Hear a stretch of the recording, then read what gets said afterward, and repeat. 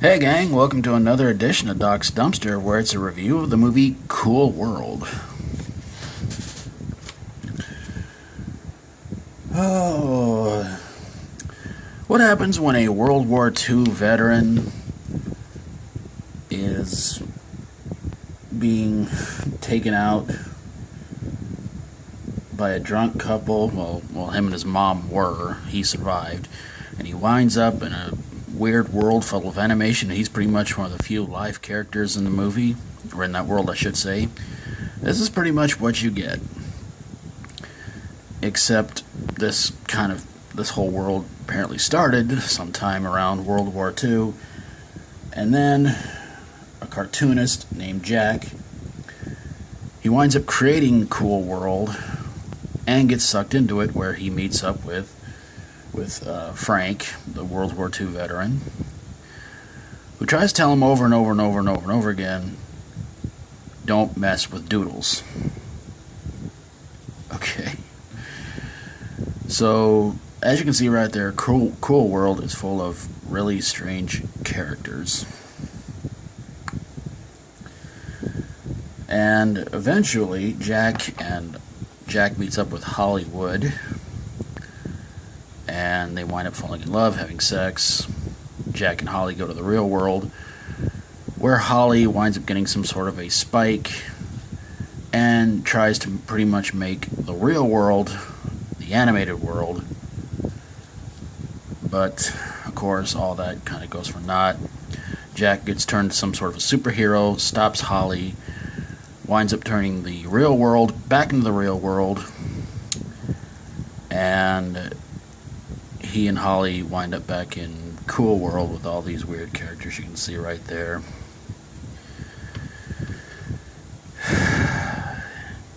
Yeah. And Holly doesn't seem too happy about it, but that's the way it goes, I guess. The movie starred Gabriel Byrne, Kim Basinger, or Basinger. It's probably Basinger. I've always known it was Basinger.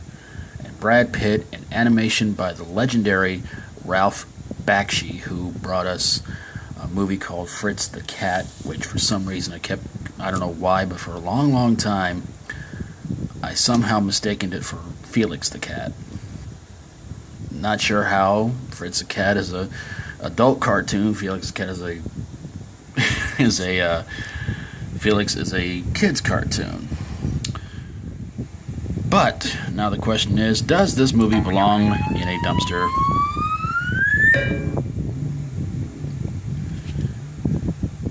Yeah. You know, this movie was, before it was released, it was being said it was supposed to be sort of like Roger Rabbit on acid. And one of the biggest promotional bombs they did was having a cutout drawing of Hollywood on the Hollywood sign, and there was such a big ruckus over it. Thought it was disrespectful to do that and everything. And personally, I thought, well, the movie bombed. It kind of sucked, so you guys are making a big whoop-de-doo over nothing. I was not really all that impressed with this movie, to tell you the truth. I guess was supposed to be kind of going for a dark tone, and everything just got confusing. You know, Hollywood would go from animation to live action to animation, and same thing with Gabriel Byrne's character and everything. I really did not care for this movie that much. I mean, Ralph Bakshi is an amazing animator, but he should not really try to mix animation with live action, because it just really doesn't quite work.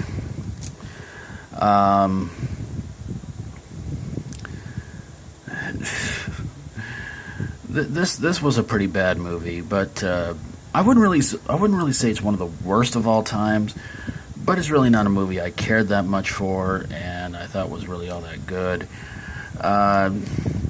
It was twisted and weird, I will say that much, but that's probably about the only compliment I can give to this movie.